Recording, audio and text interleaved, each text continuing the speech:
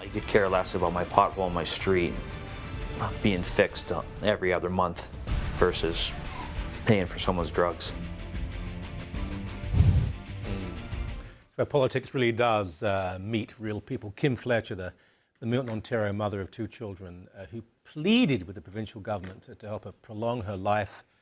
She's died. It's a heartbreaking story, and Joe Warmington of the Toronto Sun has been covering it intimately now for quite some time. Always good to have you on the show, mate. Look, all sorts of people have terrible stories to tell. They need the government to help them more. But the idea that I'm afraid there's nothing we can do is not good enough. And the husband of this lady said that when they went to meet the minister, she just looked through them as if they weren't there. No, that's the thing. This story is not just about the drug, Avastin, and what, you know, this is about just common sense. This is an ordinary Ontario woman who paid in, and her family, she's got 2 kids. It's not that the drug was banned in Ontario. It's because of where the cancer was. It was in her colon. They would let her have it. If she moved to Saskatchewan, she could have it there.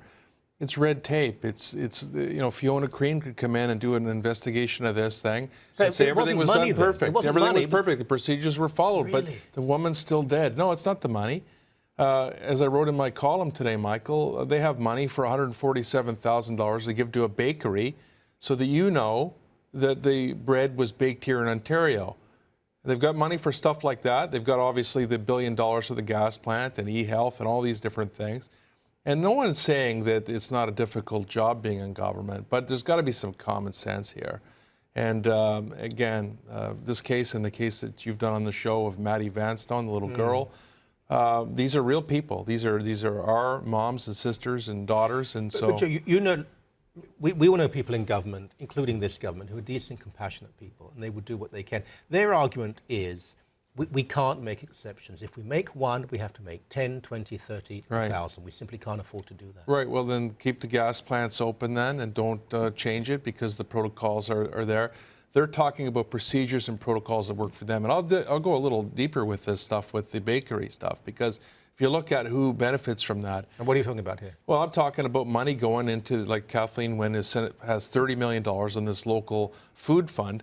And if you scratch beneath the surface of who benefits from that, it's people like Loblaws and all these kinds of people that are basically big-time liberals. They're not fooling me. And they're leaving people like Kimm Fletcher and her family on the side of the road because they don't give a damn. And that's what it is. And I had, you know, the minister on my show talking about... The health minister? The health minister, Deb Matthews, who is the sister-in-law of David Peterson. Yeah. And it goes on and on and on. She seems to be, with all due respect, she seems enormously incompetent.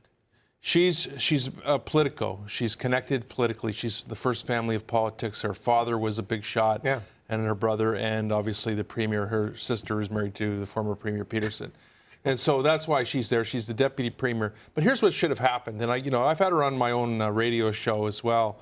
And again, I'm not saying that she's, involved in. I don't think there should be a murder investigation or anything like that. But what I'm saying is that the 9 to 5 approach is not right.